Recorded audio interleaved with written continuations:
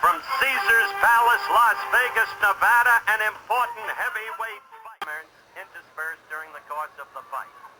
The referee then, Charlie.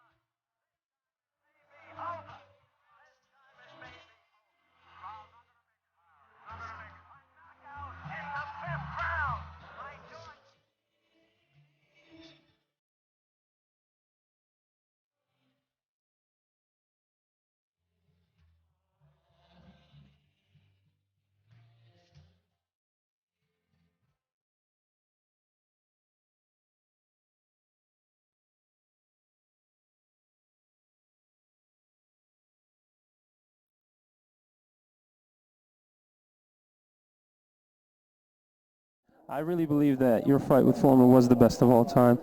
You know, what can you tell us about it? Just can you talk about the fight a little bit? It's such a memory for me personally. So it was, it was a hell of a fight. It was a good fight.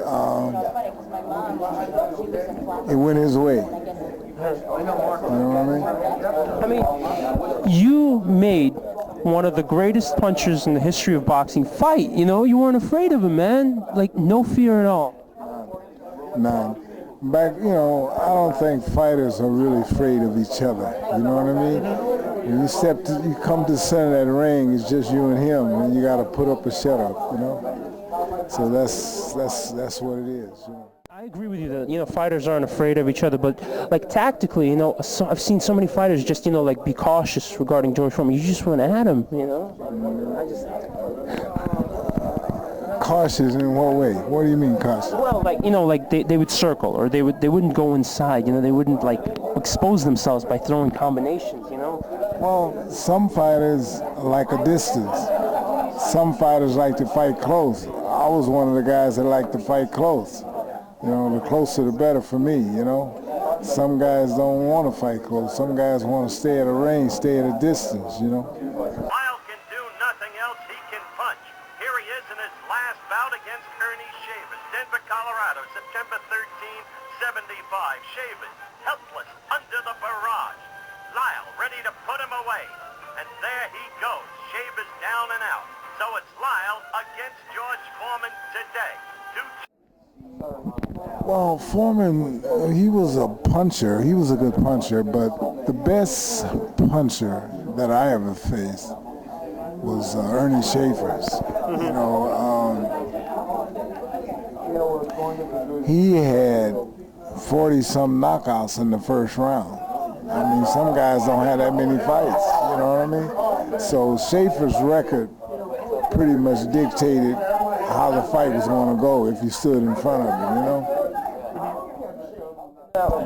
In 1995, you were 50 years old. I believe you tried to get a rematch. You were trying to get a rematch with George Foreman, and he would have none of it? What happened? Was it like a negotiating thing? Was it, apprehension? Oh, I don't know. It just never came about, But it would have been nice. I would have liked to got $1 million payday, you know. You know what I mean? What do you do now? I mean, I have a gym. I have a gym in Denver. I work with the youth. The gym is going good. It's growing, and it's only getting better. well, are you training any guys? I want you to give some plugs for anybody you got. I got about 200 guys that signed up. I got about 60 come regular. I got about 30 guys fighting. I got about ready to fight. If I can all keep them together at one time, then I got. But then there's some days you go to the gym and there's nobody there. I mean, I think all gyms go through that. Where's the gym located? Do you know what's the name of it? It's in Denver, Colorado. It's called Red Shield, Cox Loud Boxing. And it's right there in East Denver in the hood. You know, it's right around the corner from where it's down the street from where I grew up.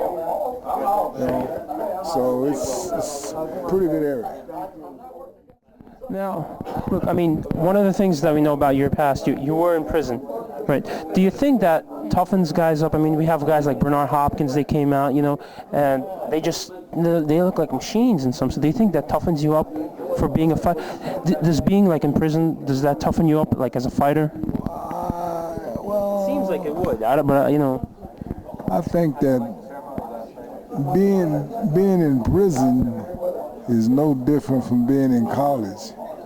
The only difference is you're there to learn. I mean, but in prison you're locked up. In college, you're not locked up. But there again, you are because you have a curfew. You have to be back in your room at a certain hour. So it's basically the same. You know what I mean? And if you apply yourself in prison, you also can learn. You know what I mean? And so it's a catch-22, but it works its way out. It works itself out.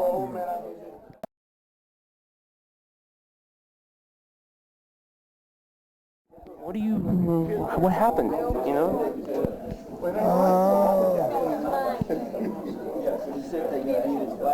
You know, when it happens, you know, you don't really know that, you know what I mean? Because you're out. You know, had 36 blood transfusions. They said I died twice on the operating table, and but it wasn't my turn. God spared my life, so you know, a lot of good things came from that. You know? Do you have any favorite fighters today? Do you follow the sport? Do you have any favorite fighters today? Do you follow the sport? Yeah, I watch it. You know, I watch all the fights. I watch pro fights every time I see them on TV. But what I've noticed that all the heavyweights now are from Europe. The guys that got the titles, they're all from Europe. Times change things. I think history will always repeat itself. I think that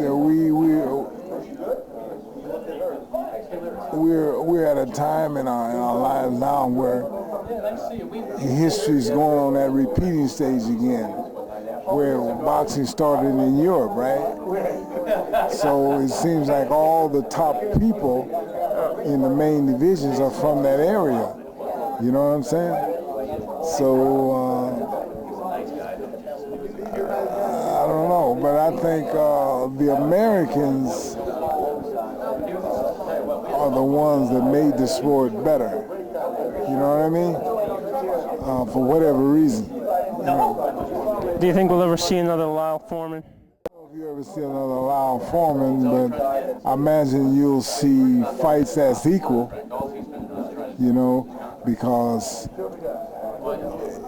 you learn from the people that was before you. You know what I mean? Like, we looked at Joe Louis, we looked at Marcianos, Carmen Pacilios, Ray Robinsons. Those are the guys that we looked at coming up. Those are the guys we tried to emulate.